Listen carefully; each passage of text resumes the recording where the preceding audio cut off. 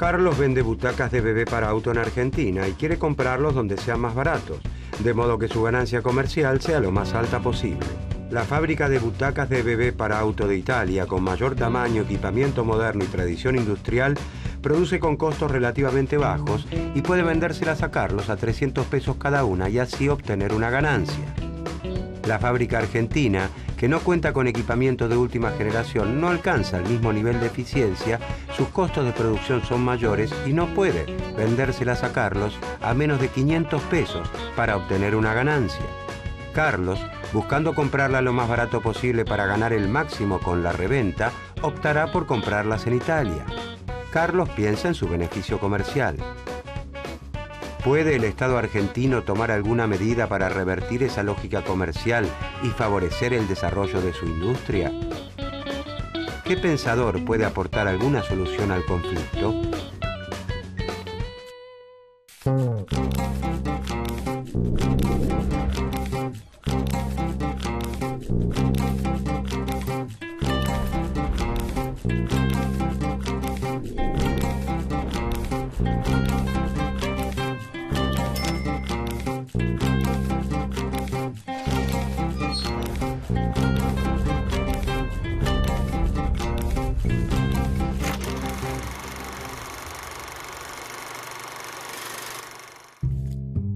Federico List fue, junto a Carlos Marx, uno de los economistas alemanes más destacados en el siglo XIX.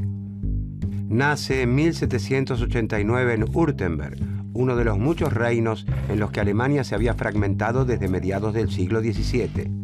Inspirado por el crecimiento de las potencias de la época, Inglaterra y Francia, List aspira a la reducción de la brecha entre el desarrollo industrial de estas potencias y el de su nación, y comprende que el primer paso para lograr este objetivo es la unificación territorial de Alemania.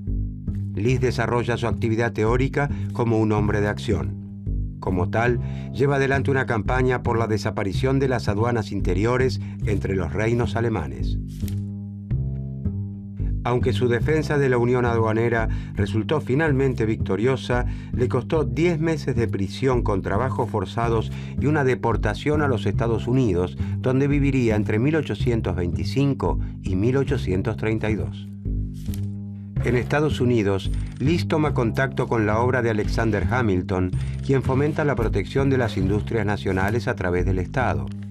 Esto lo impulsa a defender el proteccionismo para la subdesarrollada industria de Alemania y la extensión de su sistema de ferrocarriles. En 1841 publica su obra fundamental llamada Sistema Nacional de Economía Política. La obra de List se enmarca en la escuela historicista o histórica de economía. Esta corriente de pensamiento, representada principalmente por alemanes, proponía basar la ciencia económica en el estudio de la historia social, en lugar de deducir leyes sistémicas como lo hacían los clásicos ingleses. Los últimos días de List son desafortunados.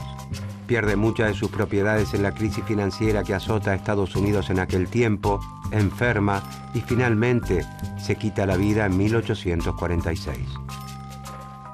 Sin embargo, la obra de List se convertirá en el más valioso legado que conducirá al desarrollo de Alemania en los próximos años. La influencia del historicismo alemán se extiende durante el siglo XX con obras como la de Max Weber y Werner Sombart.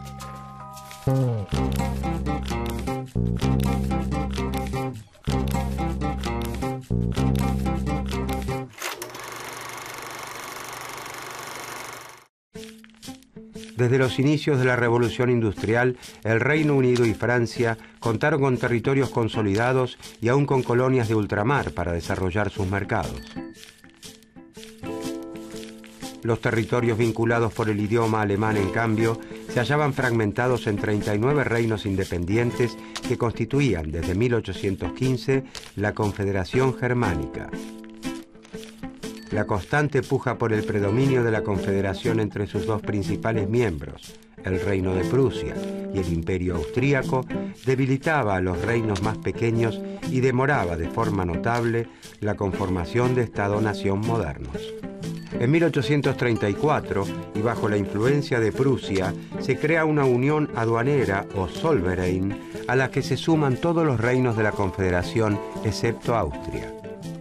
Los integrantes de esta unión mantienen sus fronteras, pero reducen las barreras arancelarias entre sí, de modo que se fomentan los vínculos económicos y se gana cierta cohesión política entre ellos.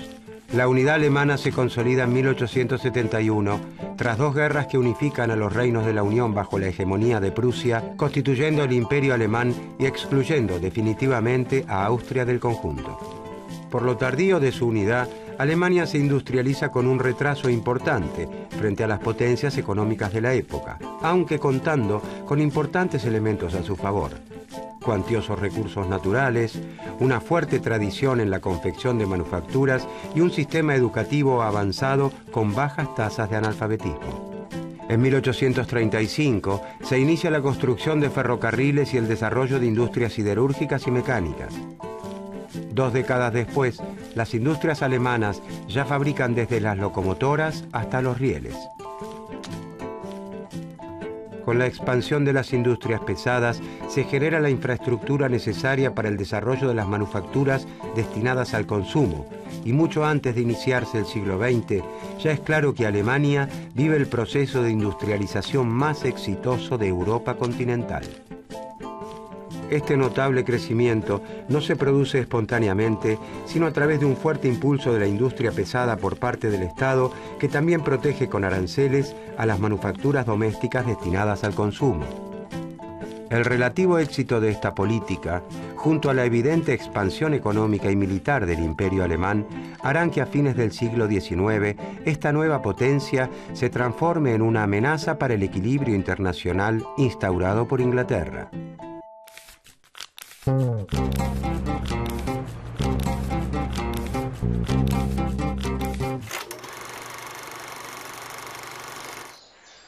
Los economistas suelen realizar supuestos acerca de la realidad social, construyendo un modelo simplificado de la misma que permite analizar solo algunos de sus aspectos, tomándolos de forma aislada. Este procedimiento es similar al que se realiza en las ciencias naturales, cuando se eligen los elementos que se utilizarán para un experimento y se los aísla en un entorno que cumple ciertas condiciones. Los modelos son a veces útiles para el análisis de aspectos particulares de la realidad social, ya que en este campo los experimentos no tienen sentido científico. Sin embargo, cuando los supuestos se encuentran alejados de la realidad, los análisis pierden sentido y las conclusiones derivadas de ellos fracasan en explicar lo que pretendían. Los historicistas reclaman una mayor aproximación de la teoría económica a la realidad social y critican la elevada abstracción de la ciencia económica tal como la practican los clásicos del Reino Unido. Afirman que los fenómenos sociales están interrelacionados por naturaleza y por lo tanto solo pueden entenderse como una unidad. De este modo, consideran que no es posible comprender la economía sin estudiar, por ejemplo, la historia, la política y la geografía concretas donde los procesos económicos ocurren. Los historicistas se oponen también a la pretensión de establecer leyes económicas universales que ven reflejadas en autores como Adam Smith. Afirman que si bien es posible identificar ciertas regularidades económicas, debe quedar en claro que su validez no es universal, sino que dependen de las condiciones históricas y geográficas en las que actúan. La escuela histórica alemana también discute con los clásicos la suposición de que los seres humanos solo se mueven como agentes individuales movidos por su interés personal. Los historicistas sostienen, en cambio, que los móviles de la actividad humana son variados, múltiples y complejos. No solo nos conducimos por la búsqueda del enriquecimiento, el interés personal y el egoísmo, sino también, por ejemplo, por la vanidad y el éxito. Incluso existen móviles más desinteresados, como la solidaridad ante el sufrimiento del prójimo y el deseo de ser útiles a la sociedad. Aislar solo uno de estos móviles, para los historicistas, es exponerse a conclusiones erróneas. Incluso suponiendo que el hombre busque ante todo su interés personal, es evidente que son muy pocos aquellos que pueden conocer acabadamente qué es lo que más les conviene. ¿Cuántas veces tomamos decisiones contra nuestro propio interés?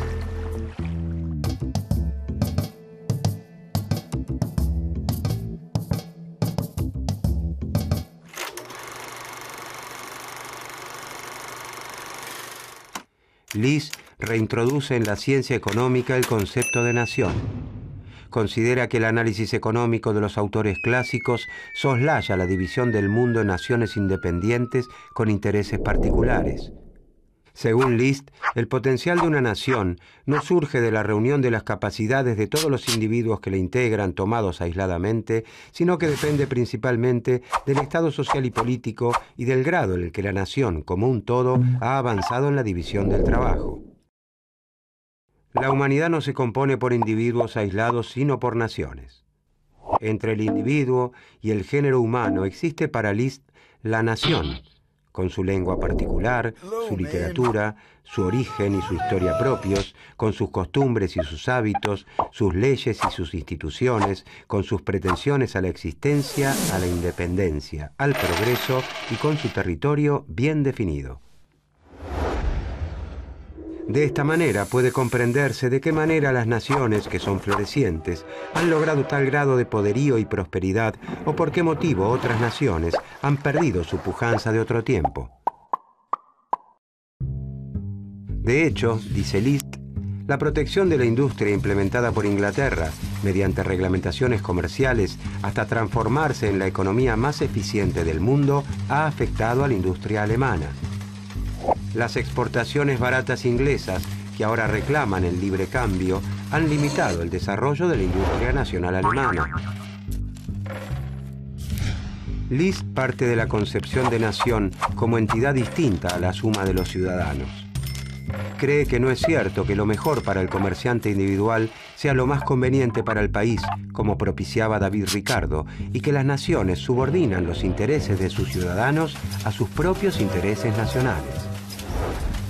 Por lo tanto, una nación debe procurar construir un todo completo que mantenga relaciones comerciales con otros países de acuerdo a sus propios intereses como sociedad.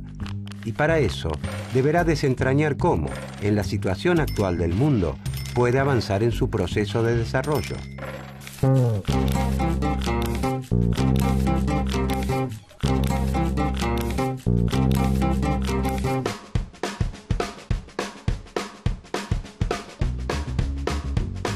Carlos, el comerciante nacional, está decidido a comprar las butacas de bebés para autos fabricadas en Italia, que se ofrecen a 300 pesos cada una, contra los 500 pesos que le cotiza la fábrica nacional.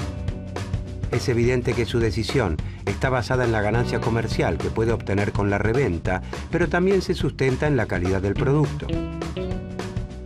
Pero entonces, el Estado argentino decide apoyar las actividades relacionadas con la seguridad vial y se propone desarrollar las industrias nacionales relacionadas con esa política que quiere atender.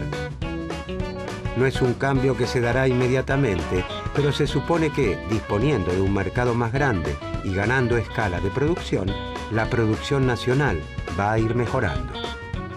Por eso, como primera medida, el Estado argentino cobra un impuesto a las butacas importadas de 300 pesos. El precio de las butacas italianas aumenta a 600 pesos.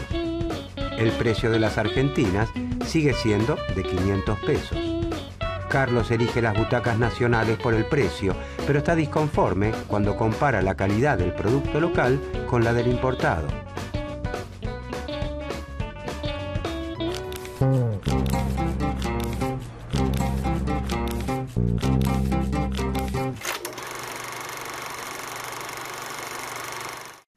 List acepta gran parte de los postulados clásicos, pero rechaza el libre comercio. Cree que los países que tienen potencial para explotar y fortalecer sus industrias deben abrazar el proteccionismo. Solo con la intervención del Estado puede alcanzarse una industria manufacturera perfeccionada, una marina mercante considerable y un vasto comercio exterior. List dice que el libre comercio es muy conveniente para los países atrasados y sin potencial de desarrollo. también para un país como Inglaterra, que ya ha alcanzado la madurez industrial.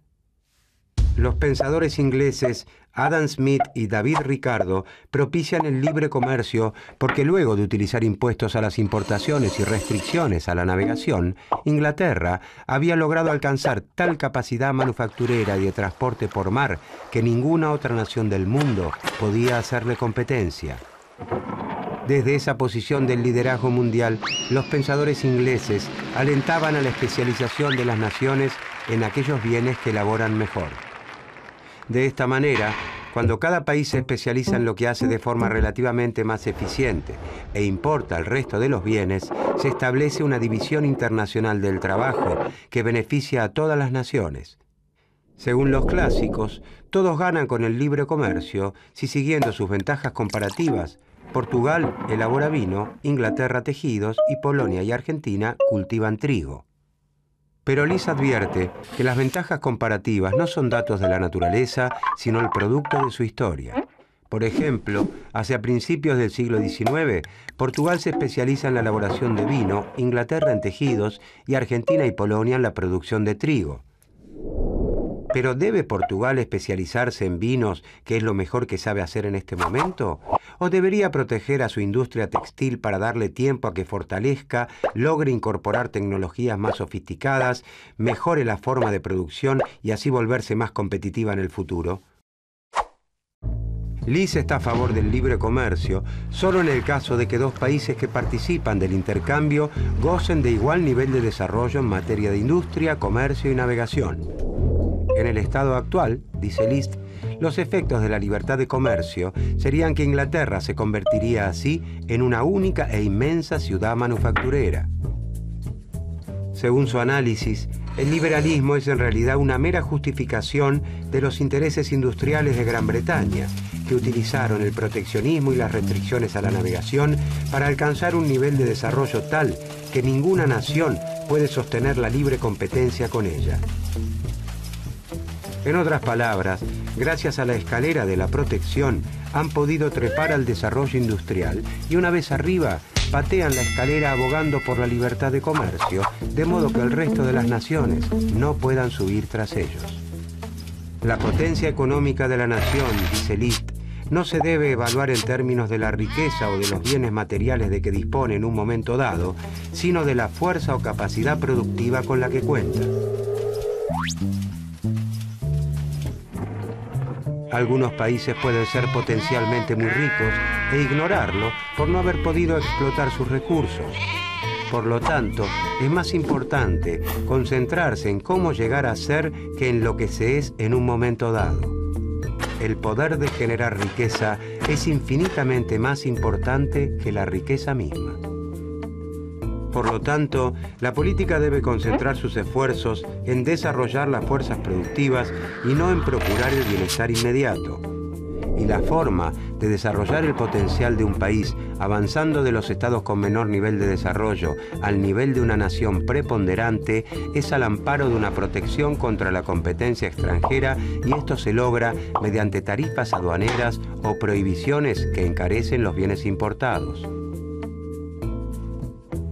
Sin embargo, el proteccionismo a la industria es visto por Liz como un medio y no como un fin en sí mismo. Debe aplicarse en aquellas actividades que requieren importantes inversiones en equipamiento, conocimientos técnicos, destreza, experiencia y un gran número de brazos, y debe hacerse como una política transitoria. Aunque transitoria no significa breve, y no todas las ramas de la industria deben protegerse por igual, los aranceles protectores deben ser retirados cuando se alcance un grado de competitividad internacional suficiente.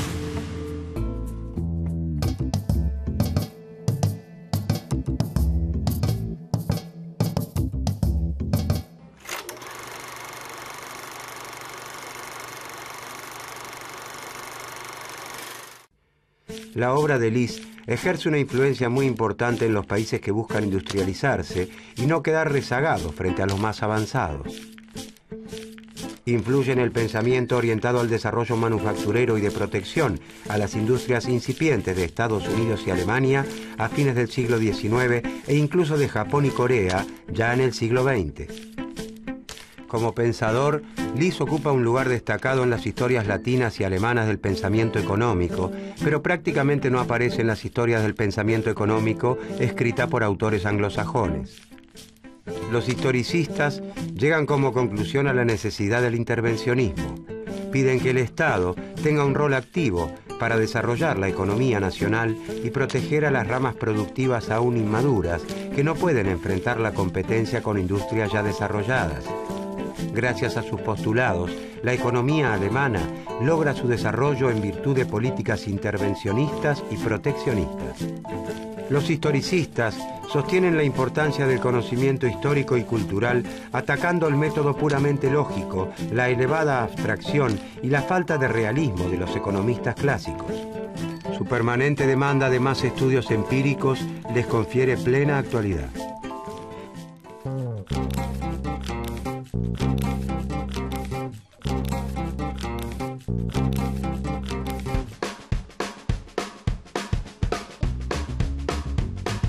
Luego de un tiempo, desde que el Estado argentino decidiera fomentar las industrias nacionales relacionadas con la seguridad vial y de que Carlos continuara inclinándose por las nacionales, las butacas argentinas para bebés han mejorado su calidad hasta equipararse completamente con una butaca fabricada en Italia. El incremento en la producción de butacas argentinas le ha permitido a la industria nacional ganar eficiencia, incorporar tecnología y equipamiento y reducir el costo de producción. Ya no se justificaría el impuesto a la importación de butacas italianas.